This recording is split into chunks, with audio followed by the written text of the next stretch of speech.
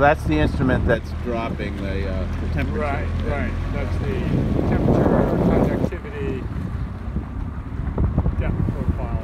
Going to pump at a depth. We're going to try and collect a lot of these.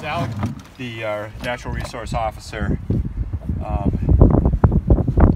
occasion, we would be able to use it.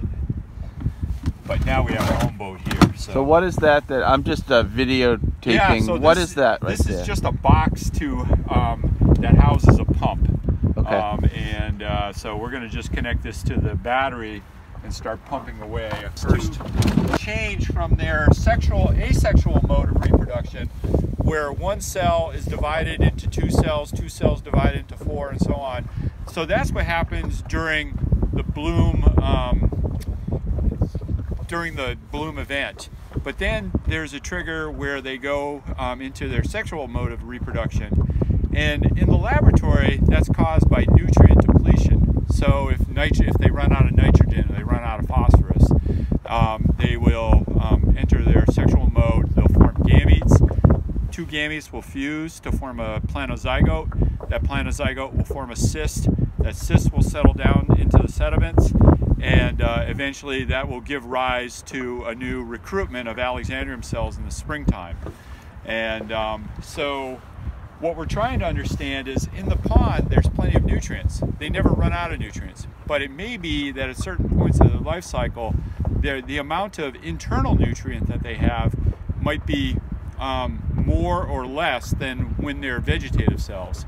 And so we're collecting a lot of cells in this net, and we're going to analyze those to find out what their internal pools of nutrients are, to see whether or not there's any change that occurs from the vegetative state where they're actively growing to when they produce these gametes and go into their sexual phase of reproduction. It will spark, but we never seem to feel the sparks. So we're going to let this purge for about a minute, and then we're just going to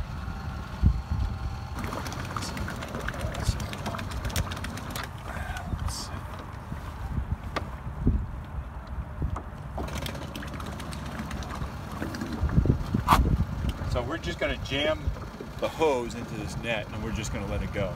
Meanwhile, what we'll do is we'll start dropping the Niskin ball. So you can get your gloves on.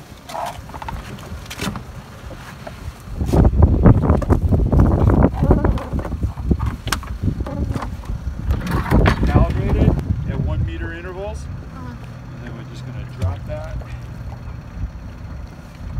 And of course it missed. Yeah, this is not the bottle we normally use. That Mike Brosnahan took that with him up to Maine. I think we hit ash. I think that was better. Yes! All right, in the cooler, there's going to be cap off of that. We're going to rinse that bottle 3 times.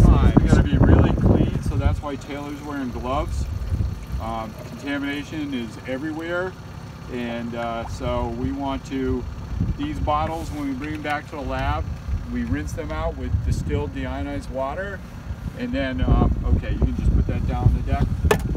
And then we fill them with 10% HCl. Open up the cap on that, and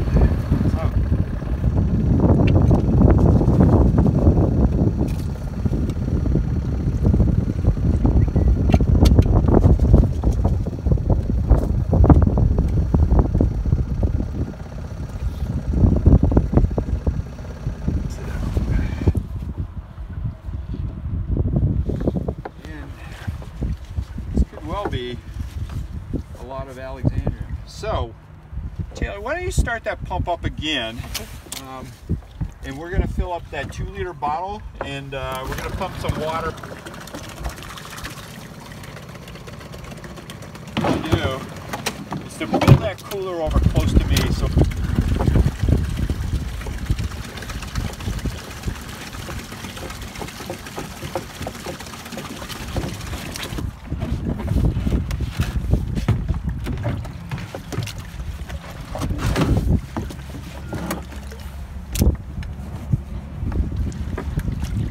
Yeah, really? Well, I tell you what, I think more and more of our food is going to be coming that way. So this that golden color, that actually may be Alexandrium. We've got a little field microscope here, so we can. Oh, and one other thing I forgot to ask for. Okay, you just put that back in there. And in that box, we have. Beautiful. All right, awesome.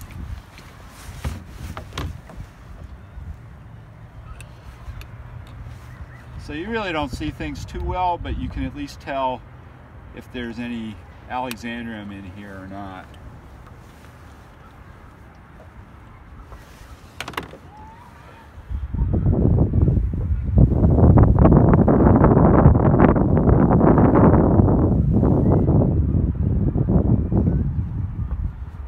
Yeah, there isn't squat. There.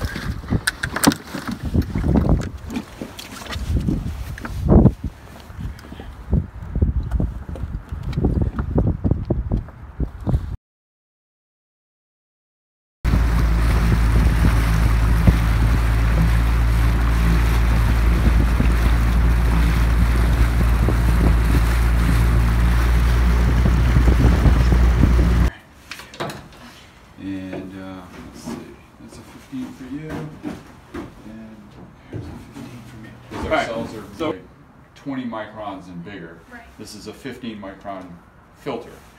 And we're going to collect the water in the squirt bottle that passes through the filter and bring it up to about 14 mils. Okay.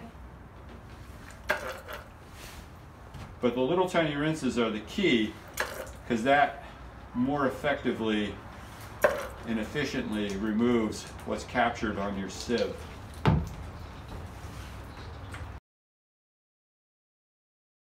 Close enough. Yeah, so I would use smaller amounts as Okay. opposed to larger amounts, but we're close. We can still get, we need to put in 3/4 of a mil of formalin in here, Okay. and we've got room for that. Okay. Just kind of wick it off. Mm-hmm.